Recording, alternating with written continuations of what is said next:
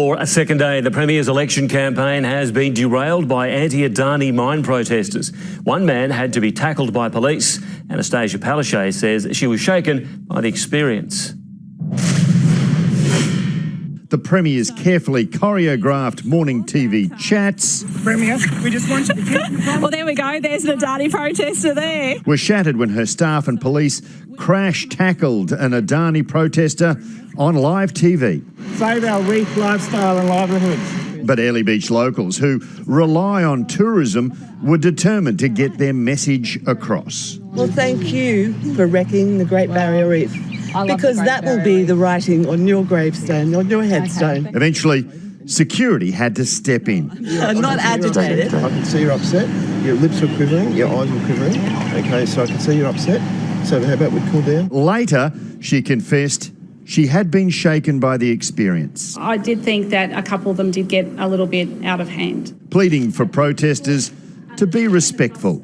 I'm okay. I'm all right, and I'm fine. So No sympathy from the opposition. We've seen evidence of things like the CFMEU and how disrespectful they are, and the Premier didn't call that out in any way, shape or form. After another disastrous start to her campaign day, the Premier brought the entourage here to the electorate of the Whitsunday, which the LNP hold by less than 1%, to make a major health announcement. 3,500 nurses and midwives will be recruited over the next 4 years at a cost of $167 million.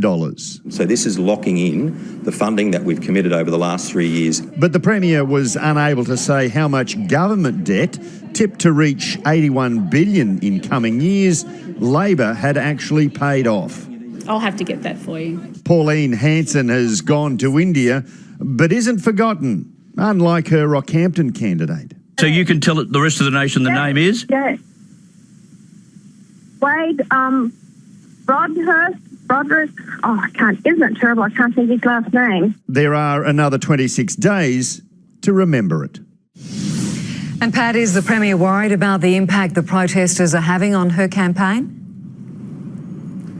Look, publicly the Premier says the protests are all part of living in a democracy, but behind closed doors, Labor strategists are concerned this isn't the way they wanted to start their re-election campaign. The protesters are well organised and have promised to continue to dog the Premier throughout her tour of far north Queensland. And Annastacia Palaszczuk is really learning the hard way that campaigning as a high-profile Premier is vastly different to 2015, when she was an underdog opposition leader who went on unexpectedly to beat Campbell Newman. But there is, as they say, still a long way to go.